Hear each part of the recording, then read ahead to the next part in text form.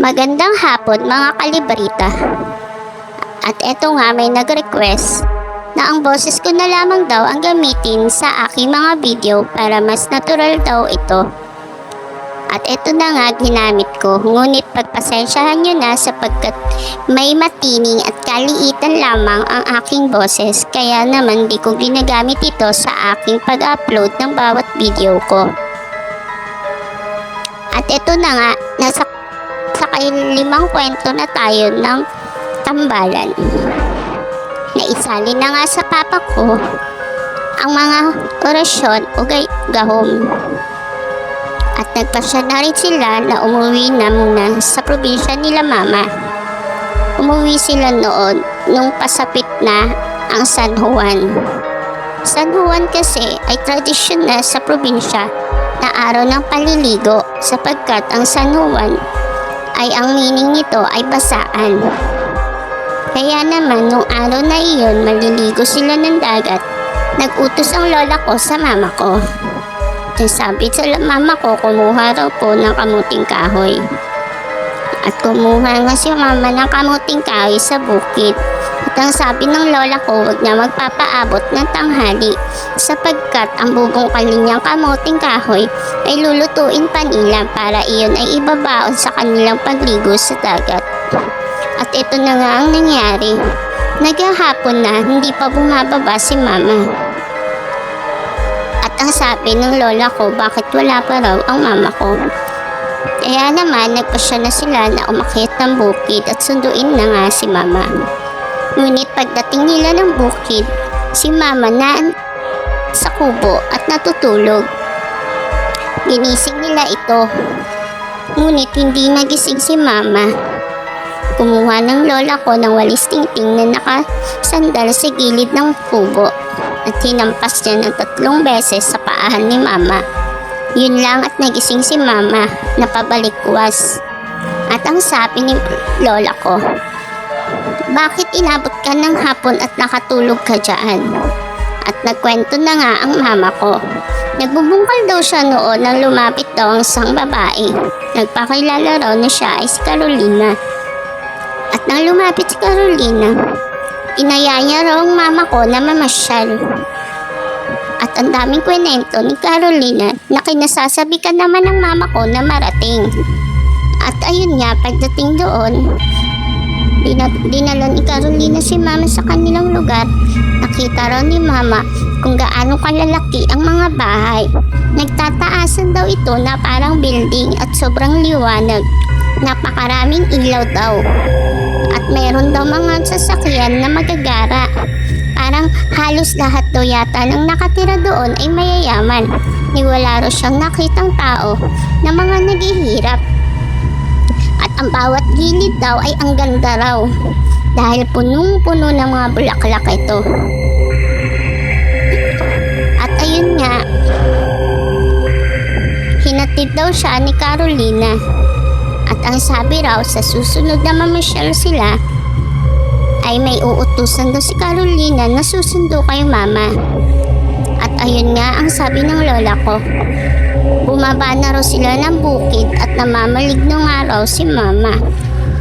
Martes iyon na tapat ng San Juan.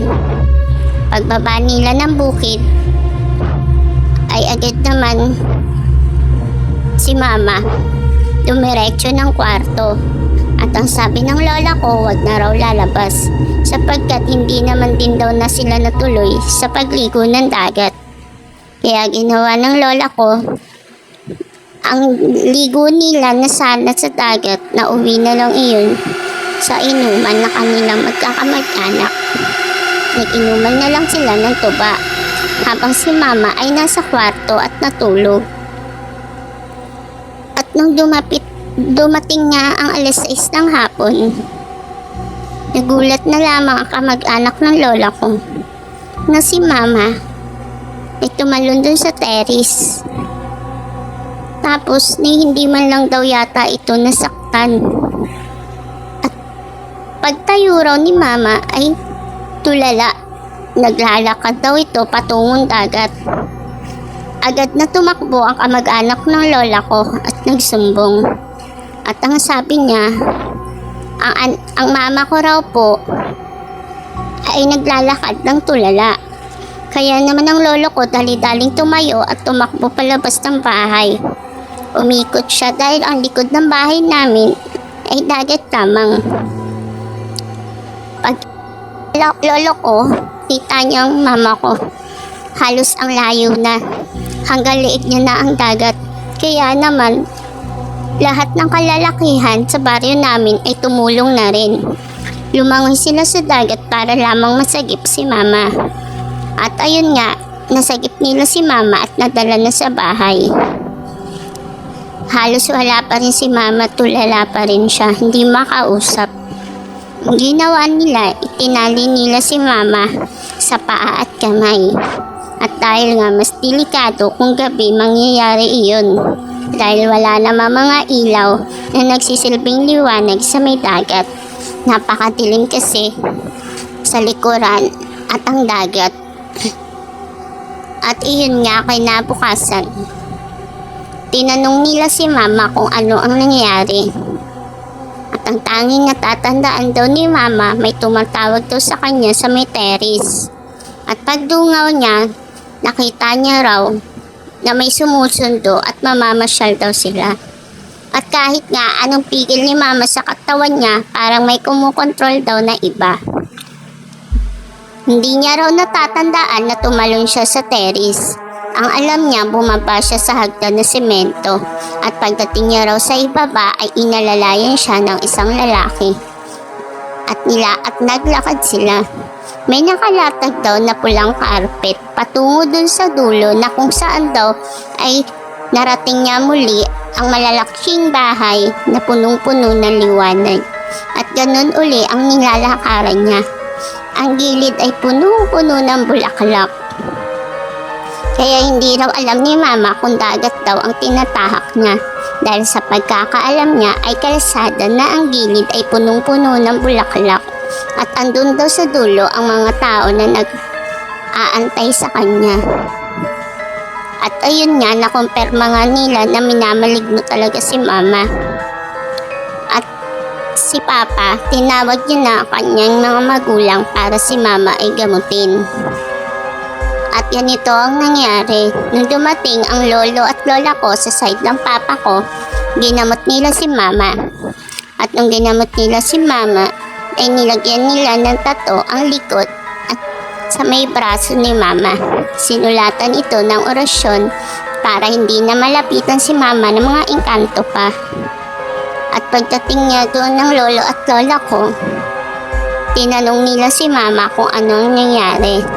Ganon din ang kwento ni mama kung paano niya ikwenento sa mga mama at papa niya.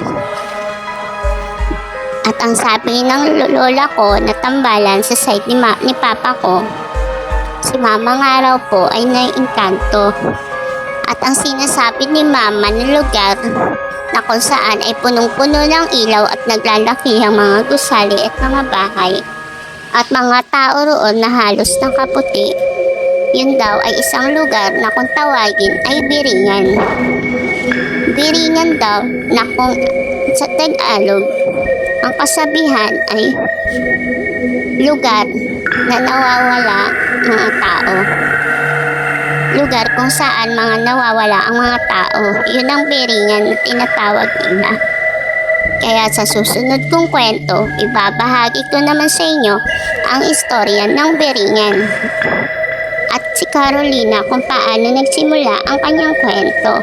Sa ngayon, hanggang dito lang muna.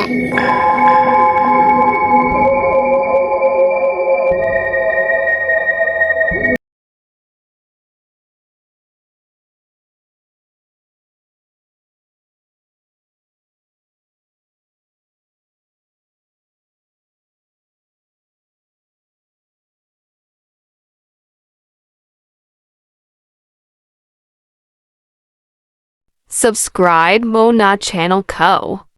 Hit mo na din ang notification bell para update ka sa susunod ko pang i-upload na video.